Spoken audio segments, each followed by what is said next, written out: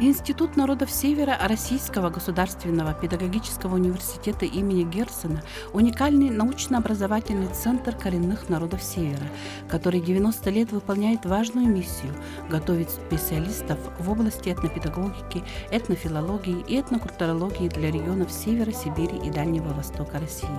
Это научно-педагогические кадры из числа коренных малочисленных народов Севера, которые работают в сферах образования, культуры, науки, общественной деятельности и в северных регионах. Институт народов Севера поистине является кузницей кадров для всех северных народов. Начиная с 1930 года в Ленинград приезжают учиться юноши и девушки из самых отдаленных уголков Советского Союза. И именно они становятся главным кадровым ресурсом в становлении истории, культуры, языка северян. Институт был создан не сразу.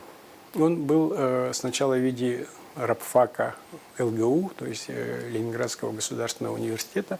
Там на географическом факультете было этнографическое отделение. Вот. Также в создании Института народов Севера участвовали преподаватели и студенты Восточного института, Института живых восточных языков, вот, и Герценовского тогда института педагогического. И вот в 1930 году был создан особый Институт народов Севера. Причем в то время подготовка была не кадров высшей квалификации. Было и такое отделение, но в основном это было специальное среднее образование, потому что в институт приезжали северяне из Камчатки, Чукотки, Сахалина, Якутии, Таймыра.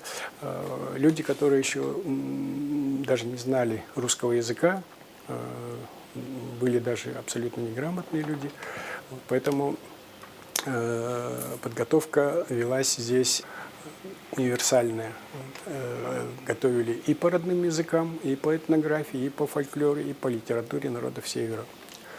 Если говорить о нашей родной республике Саха-Якутия, то первыми студентами Института народов Севера были, он был в аспирантуре, Николай Иванович Спиридонов, Теки Адулок, основоположник юкагирской литературы, первый ученый из числа народов Севера, кандидат экономических наук.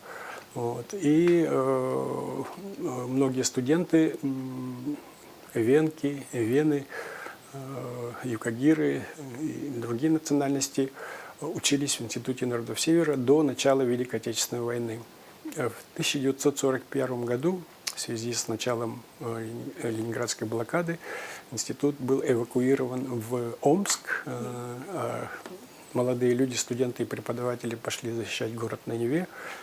Ополченцами многие погибли, к сожалению, на фронтах Великой Отечественной войны.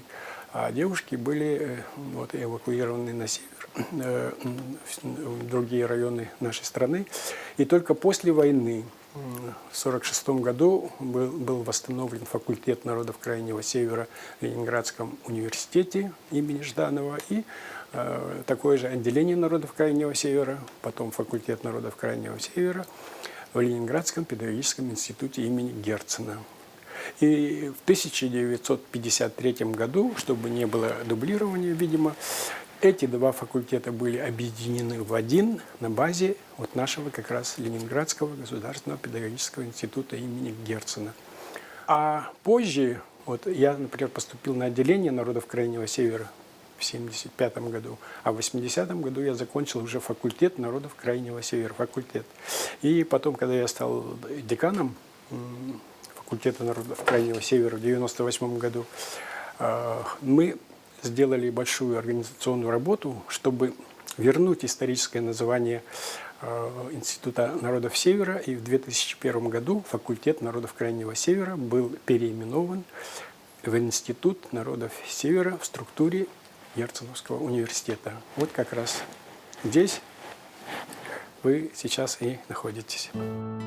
И сегодня, на стачек 30, шумят вековые дубы, роняют кружевные листочки нежные клены.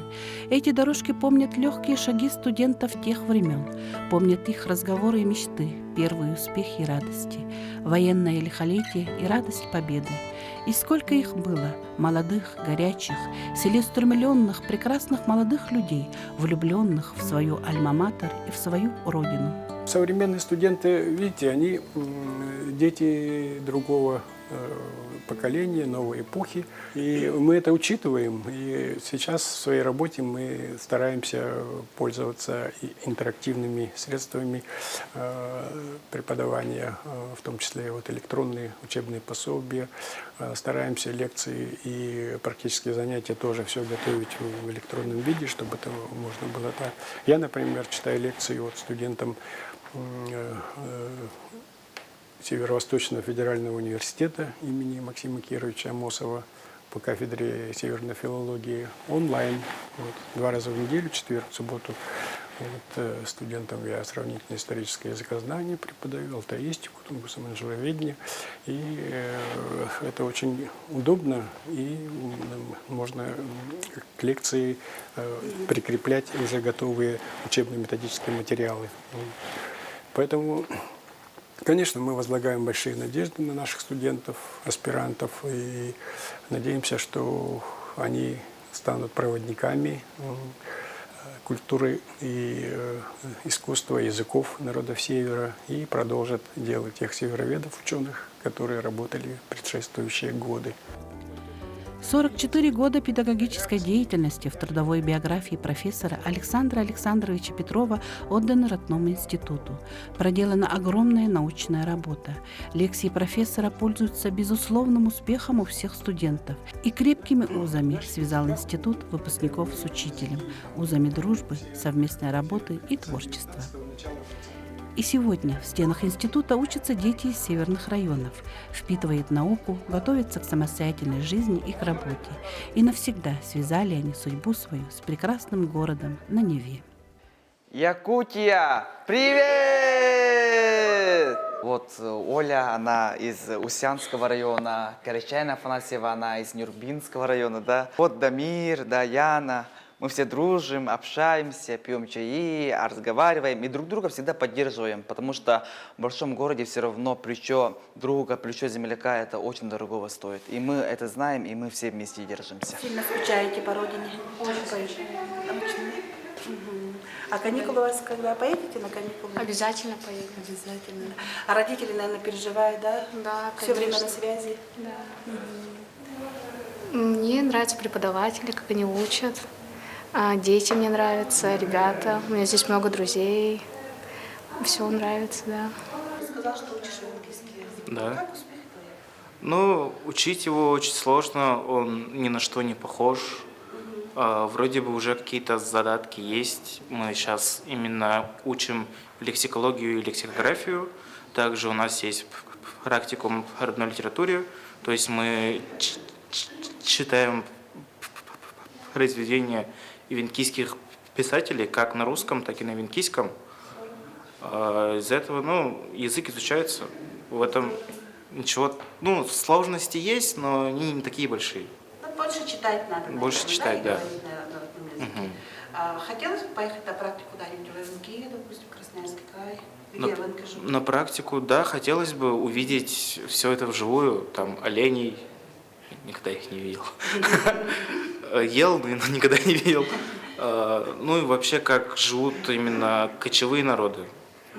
Здесь мы стоим, да, и трое из нас, вот Ольга, Яна и я являемся выпускниками школы Арктика, ГБО «Россия Арктика» в городе Нерюнгри, да, и гордимся этим, что школа Арктики нас научила, да, родному языку, и действительно, вот мы продолжаем, да, стезю более теперь в большом уровне, да, в Институте народов Севера в Санкт-Петербурге, и мы изучаем наш родной язык, и нам это очень нравится, и мы верим, что за нами будущее, за молодежью Севера.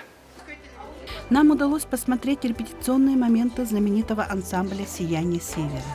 В движениях рук, в поворотах и прыжках сквозит элегантность и грациозность, присущая всем северянам. Этому искусству, наверное, нельзя научиться, ведь все это изначально заложено в самих носителях культурного кода народа. Опытные преподаватели ставят танцы и композиции, где каждый поворот головы, взмах руки и взгляд – это непередаваемая радость и полнота жизни. Раз, два, выпад. Шесть, семь, голову добавь. Раз, два, 4, 5, 6, 7, 8. По широким коридорам учебного корпуса мы идем тихо и торжественно. Чувство сопричастности и гордости, радости и уважения переполняет нас. Ведь именно здесь учились наши старшие сородичи. В этих коридорах постигали они науки и сами готовились к открытиям. Отсюда провожали их педагоги в жизнь, и сюда они возвращались всегда. В небольшом кабинете венского языка царит непередаваемая атмосфера чего-то родного и важного. На полках любимые книги и учебники, на стенах портреты писателей. Валерия Степановна Федоренкова, венка из далекого ламынхинского наследия. Мы все очень гордимся нашей землячкой, и сама Валерия Степановна всегда на связи с нами. Я тоже, конечно, очень и горда, и рада тем, что удалось попасть в число разработчиков единых критериев заданий для Олимпиады, для Федеральной Олимпиады по языкам народов России. И эта методологическая комиссия включает достаточно большое количество вузов. В очень многих вузах, где преподаются родные языки, проводятся эти олимпиады, и которые дают возможность детям поступать без экзаменов, при условии, что они сдадут русский язык на 75 и выше баллов, или же, если они пройдут на второй тур, то они могут получить дополнительные 3 балла, что иногда имеет судьбоносное значение. С учетом того, что наши языки являются вымирающими, к большому сожалению, это языки миноритарные, языки, находящиеся под угрозой исчезновения. С учетом этих страшных для языков проблем наши ребята справляются очень даже неплохо. Конечно, с учетом этой проблемы можно было бы и упрощать задания, но Федеральная Олимпиада есть федеральная. И ребята молодцы, хорошо справляются. И я, конечно, очень рада тому, что именно наш Северо-Восточный университет первым начал реализацию этого проекта сначала на своей площадке. Это была именно СВОЖ, Северо-Восточная Олимпиада, а сейчас это уже Федеральная Олимпиада по родным языкам. Успехов хочется пожелать и им, и нам тоже. Все больше и больше языков уже подключаются вот к этой Олимпиаде. У нас реализуется несколько программ. Это культурологическое образование, этнофилологическое образование, и магистратура, и бакалавриат, образование в области родного языка и русского, образование в области родного и китайского языка. В этом году открылось новое направление, и тоже очень интересное. Я сама бы хотела там учиться. И, конечно, достаточно много ребят поступило. Руководит институтом молодая, очень интересная, увлеченная работой и творчеством Софья Александровна Урунов. Горячим чаем, очень гостеприимно и чисто по-таежному она встретила нас. Много общих знакомых, общих мероприятий и общих интересов мы обнаружили в дружеской беседе. И рассказывать о любимом институте Софья Александровна может очень долго. Практически всех студентов она знает и о каждом может рассказать. А это ли не показатель любви и уважения к своей работе? Поступают именно по целевому направлению 4-5 человек, Якутия заказывает, но потребность больше. То есть в итоге к нам, может быть, 10-15 человек обращается в дальнейшем, когда уже идет приемная кампания, поэтому Якутия может заказывать вполне спокойно больше мест, потому что ребята в Якутии хорошо ЕГЭ сдают, и даже 220 есть, и 230 в этом году. Поступила девочка вундеркинд Слепцова, Флорентина. Поэтому в этом направлении у нас тесное сотрудничество осуществляется, мы со специалистами в Министерстве образования напрямую прямо работаем по поиску, выявлению этих талантливых ребят, которые хотят учиться у нас. Это и Долган у нас, Анабарский улус очень хорошо отрабатывает, у них там штаб абитуриента. И, в общем-то, из Алдана поступают, и из Булунского улуса есть ребята. Ну и, конечно, сами центральные улусы, якуты тоже у нас поступают, учатся. Очень активные ребята, ответственные. Вот здесь они объединены в якутское землячество Сайды. У них есть площадка, где они собираются вне стен института, проводят вечера творческие, музыкальные вечера. Вот. Есть активисты, лидеры, которые вот объединяют всех якутян. И, в общем-то, им, наверное, здесь не скучно. У нас создана такая атмосфера поликультурная, этническая, предоставляется возможность проявить свои таланты. А студенты, как известно, у нас из Якутии, они все одарены чем-то. Кто-то поет, кто-то стихи сочиняет. А после окончания института, как они распределяются, дети ваши? Те, кто по целевому договору, соответственно, они обязаны отработать 3 года. Вот даже если очень талантливые ребята, которых мы хотели бы даже оставить работать у себя, да, они все равно уезжают, как вот Анна Семенова из Жиганского улуса. В этом году она окончила магистратуру, замечательно, и в экспедициях у нас участвовала. Овладела технологиями 3D-моделирования. В общем, такой будущий специалист хороший. И поступила даже в аспирантуру к нам. Но она поехала к себе в поселок, отрабатывает в школе, потому что такие условия создает республика, в общем-то, рабочие места предоставляются. И наши выпускники, и юкагирский язык, вот я знаю, да, выпускницы, и долганский, везде наши выпускники работают, и венский, венкийский. И даже в Министерстве Арктики есть даже выпускники, насколько я знаю. В общем-то, они все замечательно трудоустраиваются. И даже есть победители конкурса «Директор школы года» в Якутии наш. Мичил Барохин выиграл. И, в общем-то, мы отслеживаем судьбу, и когда нас университет спрашивает, какие у вас выдающиеся выпускники для рекламы вуза, мы наших якутян всегда говорим вот эти. Для поступления на наши программы нужно сдать ЕГЭ по русскому языку, по обществознанию, это 2 обязательных, и 3 на выбор – это история, литература, либо иностранный язык. Вот. Причем русский язык у нас достаточно высокий проходной балл, это 50 баллов, поэтому это становится препятствием для ребят, но при минимальном балле по целевому у них очень высокие шансы для поступления, конкурс только среди целевиков, и, в общем-то, существует детализированная квота для коренных малочисленных народов Севера, могут претендовать только заказчики. Вот если заказал Анабарский улус, только ребята оттуда могут поступить на это место. Здесь условия предоставлены. Для тех, кто не добрал, бывает, 1 балла не хватает, да, мы разрабатываем сейчас программу среднего профессионального образования. Это задача поставлена всем факультетам Герценского университета.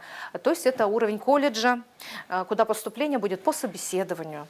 То есть мы такую систему, можно сказать, как подготовительного отделения, да, разрабатываем, чтобы ребята учились, они будут учиться 3 года как в колледже, да, потом сразу поступают на 3-й курс уже бакалавриата.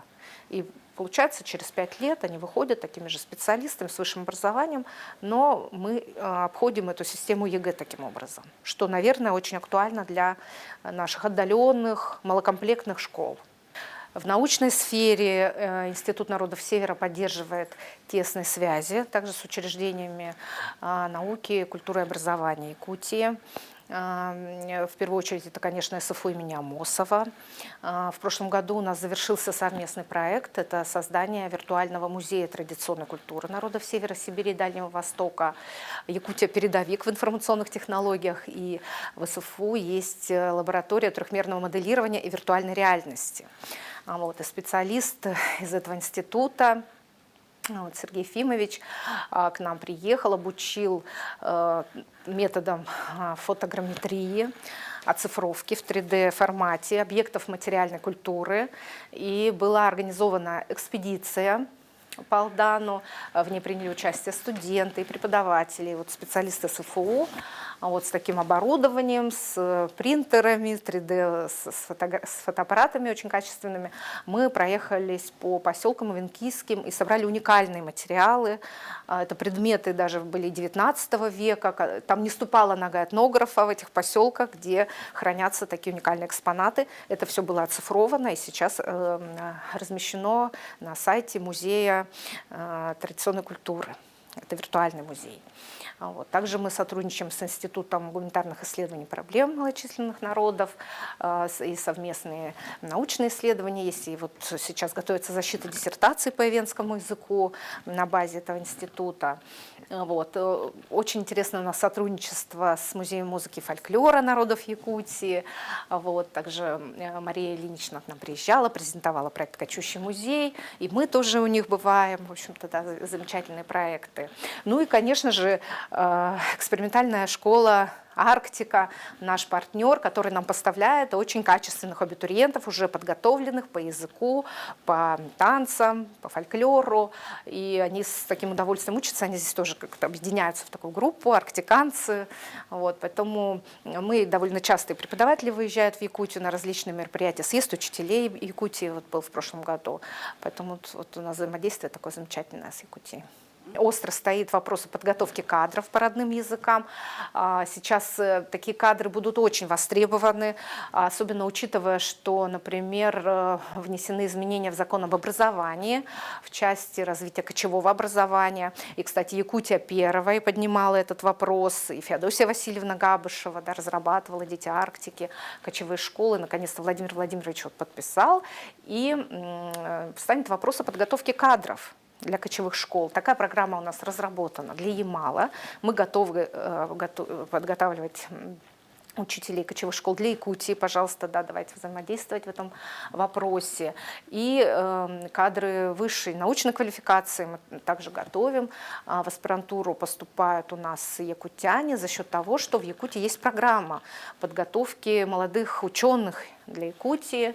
Оплачивается аспирантура в любом вузе страны. Вот, и к нам в этом году поступила аспирантка, которая будет готовиться по венкийскому языку, пишет диссертацию. Поэтому очень рады, что есть такие меры поддержки молодых ученых. И напоследок мы посетили мастерскую декоративно-прикладного искусства, которым руководит Любовь Юрьевна Попова. Любовь Юрьевна очень талантливый художник и организатор. Мастерская – это место, куда любят приходить студенты и преподаватели. Здесь каждый уголок пропитан творчеством и красотой, и хочется творить. Наше внимание привлекла одна картина с таким родным сюжетом «Дедушка с собачкой на отдыхе в тундре». Оказалось, это картина юкагирской девочки Дианы Ягловской, а изобразила она своего деда, знатного оленевода Николая Васильевича Ягловского. Создают этот проект, экспонаты этого выставочного проекта студенты. И создают они работы, связанные с культурой народов, которым они принадлежат, чью культуру они несут. Так мы вот создали уже экспозицию авторских кукол. Каждая из этих кукол сделана студентами, и в каждой из этих кукол заложены основы культуры народа. Это необычные куклы. Они рассказывают, если приглядеться, они рассказывают и о культуре, об особенностях костюма. И если вот интересно, я могу еще рассказать, что они у нас метафорические. Для чего мы это сделали? Мы придумали игру «Метафорические куклы», но это не просто игра. Дело в том, что в этом заложено знание о культуре, информация о культуре народов. Каждая кукла пронумерована, и каждая кукла что-то обозначает. Каждый из студентов сами придумали информацию, историю о каждой своей кукол. И каждая из них несет какую-то изюминку о культуре, рассказывает об особенностях именно этого этноса и какой-то ситуации. Например, вот кукла с чайником, казалось бы, что такого? А нет, у венкийского народа чаепитие должно быть особенным, обязательно в чашку наливается полный объем. Только тогда будет жизнь полная у этого человека. Это традиция. И поэтому эта кукла у нас называется «Жизнь полная чаша». И мы придумали такое гадание, как игра, кто выбирает эту куклу, значит, у этого человека все будет хорошо, и жизнь полная чаша. И таким образом наши посетители, вот посетители этой выставки, играют с нами и в то же время узнают о культуре своих народов, о культуре народов, которые представлены здесь в куклах. А у нас представлены здесь и юкагиры, и кумандинцы, ульчи, юкагиры сказала, эвенки, ненцы, ханты, долганы, нганасаны, очень чукчи, многие народы. И эта коллекция продолжает пополняться, потому что ребята продолжают создавать свои работы. Вторая часть этой выставочной экспозиции – это живописные работы. Над ними сейчас ведется работа. Мы хотим к юбилею института создать целую галерею. И этот выставочный проект показывать на разных площадках Санкт-Петербурга, Москвы. Кто знает, может быть, и дальше куда-то мы попадем. Мы договариваемся сейчас с музеем Арктики, Антарктики, чтобы там показать свою экспозицию. Таким образом, студенты, молодежь рассказывают всем о своей культуре, о культуре своих народов. Потому что они приехали в Санкт-Петербург и столкнулись с тем, что о северных народах практически никто ничего не знает. А вот таким способом, благодаря искусству, декоративно-прикладному искусству, изобразительному искусству, они в такой популярной форме рассказывают о тех народах, которым они принадлежат. С огромной благодарностью мы ходили из института, покидали его стены до следующей встречи. В мае 2025 года все выпускники и преподаватели, все мы, северяне, будем отмечать юбилей родного и любимого института. До встречи! А на улице резко подул северяк, обрывая листочки с деревьев, провожая нас листопадом и свежим запахом приближающейся зимы.